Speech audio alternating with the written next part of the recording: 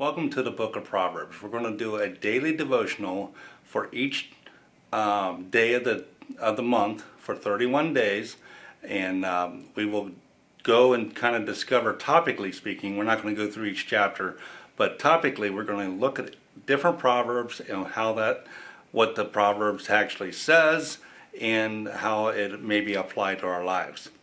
So let's start out with reading the first 9 verses of the book of Proverbs. It starts out in chapter 1, verse 1. The Proverbs of Solomon, the son of David, the king of Israel, for attaining wisdom and discipline, for understanding words of insight, for acquiring a disciplined and prudent life, doing what is right and just and fair, for giving prudence to the simple, knowledge and discretion to the young. Let the wise listen and add to their learning, and let the discerning get guidance.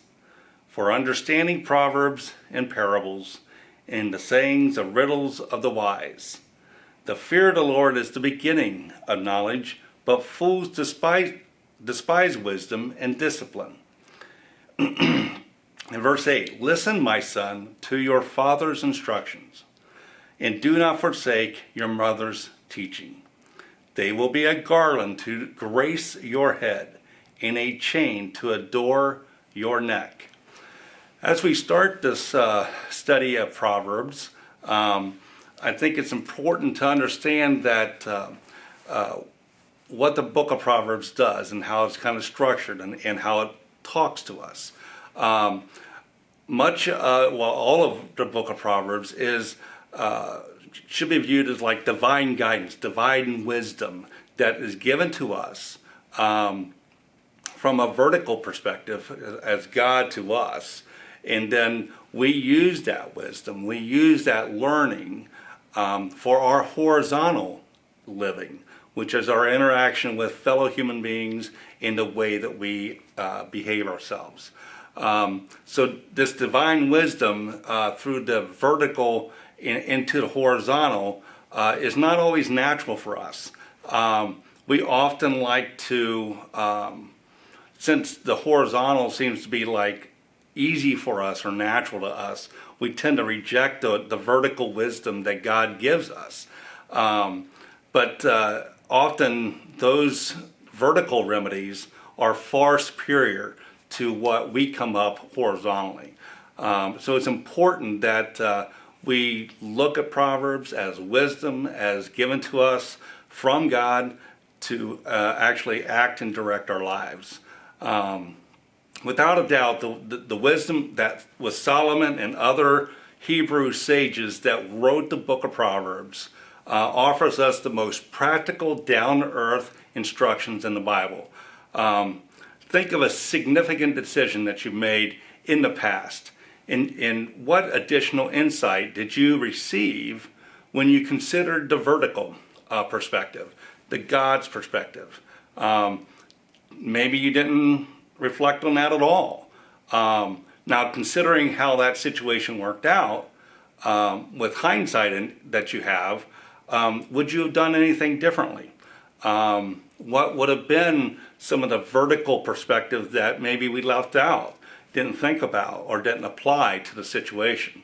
It's important that we do that on a regular basis so that we use God's wisdom in our lives, as it'll make it much easier and more effective in our daily walk. So Proverbs conveys divine wisdom, practical counsel from a vertical perspective, in a style that follows human poetry or Hebrew poetry. The most common structure used in Proverbs is the couplet, which it takes two sides or two ideas side by side and that complement each other.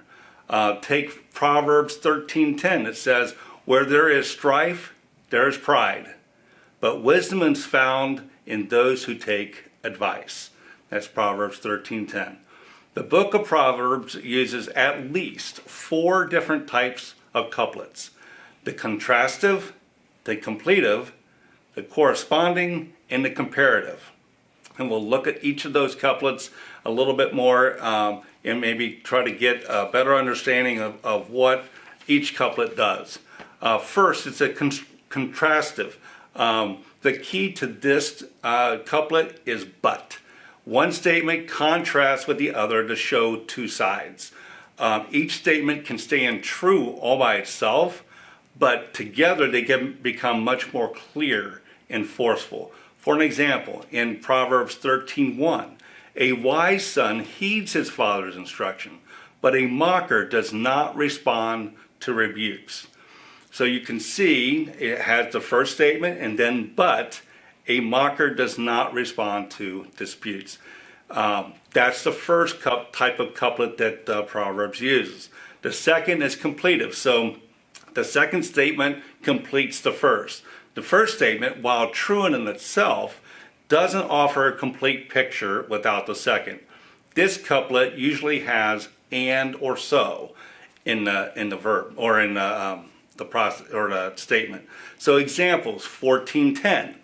Proverbs 14:10, the faithless will be fully repaid for their ways, and the good rewarded for theirs. So we see that's two, it completes the thought, so that the faithless will be rewarded for their ways, and the good is rewarded as well. The next couplet is the corresponding couplet. This is very common in the Psalms as well. It expresses the same thought using different terms. Another term that is used for this is synonymous parallelism. Example would be Proverbs 9:10. The fear of the Lord is the beginning of wisdom, and the knowledge of the Holy One is understanding. Parallelism allows us to define the terms more precisely, like fear of the Lord and knowledge of the Holy One. Those are corresponding. Then to fear God is to know Him. In the beginning of wisdom and understanding, it's so you can see how both lines in this couplet actually correspond to each other. The next one is the comparative. They invite a comparison. So these feature like better than or as or like so. An example would be Proverbs 15:16. Better a little with the fear of the Lord than great wealth with turmoil. These draw great word pictures to help us relate to our own experience. It gives us a new truth to another truth we already believe, and it ties that in so that we get more truth from the Proverbs. So those are the four couplets that is used in the book of Proverbs. Much of the book came from Solomon, and the finished work combines the wisdom of several sages, including Solomon and a few others, which the final editor completed or compiled as we have them today. Ultimately, this work is of the Holy Spirit. It is truly wisdom from God. So here's a quick organization of the book of Proverbs. Chapter 1 through 7 is basically a short intro and a preface to the book. It gives us kind of the introduction and what this book is about. Then we get into the Proverbs of Solomon on the value of wisdom. That's chapter 1, verse 8 through chapter 9, 18. Then we get into the actual Proverbs of Solomon, and that's from chapter 10, 1 to 22, 16. And then we get the Proverbs of wise men, and that's chapter 22, 17 through 24, 34. And then we get into the Proverbs of Solomon, which were collected by Hezekiah's men, the King Hezekiah. That's chapter 25, verse 1 through 29, 27. And then we have the wisdom of Agar, which is basically chapter 30. And then we have the wisdom of Lemuel, which is chapter 31. Many people know chapter 31 as the Proverbs 31 women. But the distinction I think here that we have to understand when we read Proverbs and this wisdom is that in our Western thought, we actually make distinctions between theoretical and practical wisdom. But the Hebrews did not so much think that way. They considered that a person to know truth and then to behave contrary to that truth was the definition of foolish. In our Western culture, we tend to think that to know wisdom is, and it's our challenge to live that out. Well, for the Hebrew mind, it would be considered foolish to know something and not put it in practice. So that's kind of a little bit of distinction. Just keep that in mind as we read this. This means us. So when we get to know these sayings and Proverbs, it's good to know that it has a full of, plenty of different kinds of people. In facing a variety of challenges. It includes wisdom for men and women, young and old, the foolish and wise, the Jew and the Gentile, the rich and poor, the married and single. Proverbs applies to basically every demographic that and to the issues that they face. They also talk about circumstances that everyone faces, regardless of age, gender, race, nationality, the era that they live in, even their religion. Some themes include work, money, marriage, friendship, family, home life, hardships, conflict, youth, old age, sin, and forgiveness. Despite the variety of topics, everything goes back, the way that this drives us home is that despite the variety of topics, everything goes back to an individual's personal relationship with God and His Word. That's what the Proverbs are trying to achieve, is us to go back to that relationship with God. That's what He desires. While the writers affirm a sole deity in the works, they present Him as a complex being with many facets to His personality and roles that He fills. He is transcendent, which is His existing outside of the creation that we live in. Yet He's working within the creation. He's sovereign, King of the universe. He's ineffable and inscrutable. Yet He calls all of us to a personal relationship with Him. As Proverbs will show, God presents Himself to each individual according to their own need. So first of all, God is creator. That is in Proverbs 3:19 through 20, chapter 14:31, 16:11, chapter 17:5, chapter 20:12, in chapter 22, verse 2. That God is the all-knowing shepherd of souls. That's in Proverbs 5:21, 15:3, 15:11, 22:12, and 24:12. The righteous judge. That's in Proverbs 8:35, 17:15, 21:3, chapter 22, verses 22 and 23, chapter 23, verses 10 and 11. Chapter 29:26. The advocate to the weak is in chapter 14:31. Chapter 15, verse 25. 17:15. Chapter 22:2. Chapter 22:22 and 23. Chapter 23, verse 10 through 11. In chapter 29, verses 13.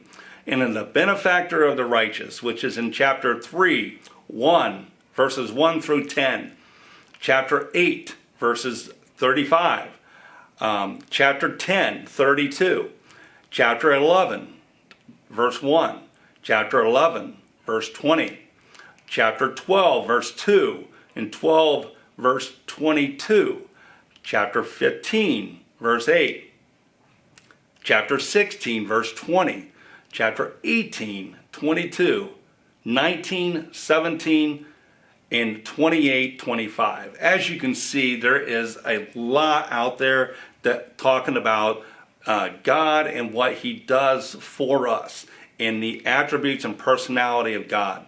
So let's get into the purpose of the Proverbs.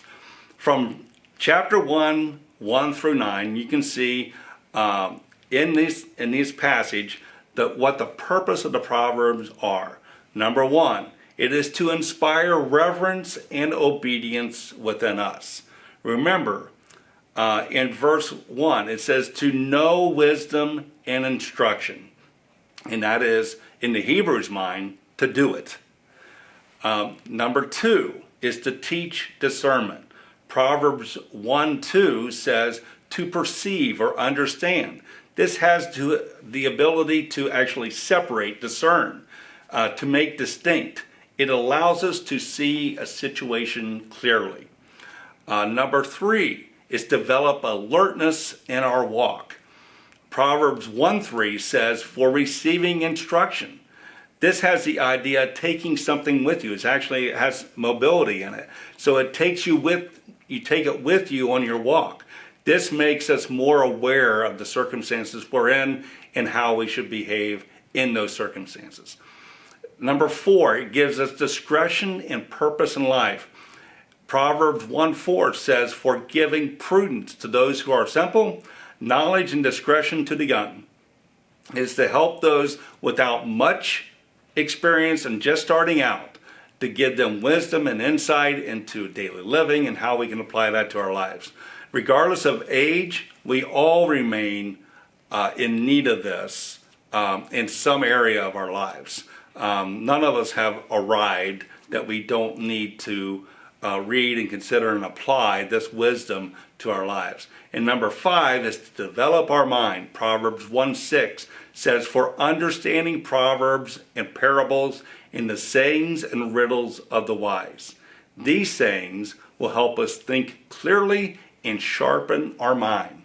So as you can see, as we start out with Proverbs in this first passage that we talked about from chapter 1, verse 1 through 9, which is the introduction to Proverbs, it tells us what we're going to learn and what we're going to see in the book of Proverbs. So it's important that we keep these things in mind, and this daily devotional that we're going to do will take us through many different topics, many different areas of our lives, and we'll try to glean some information and some knowledge and some wisdom from it that we can actually apply to our lives to make us better Christians and closer to God. That's what ultimately God wants us to do.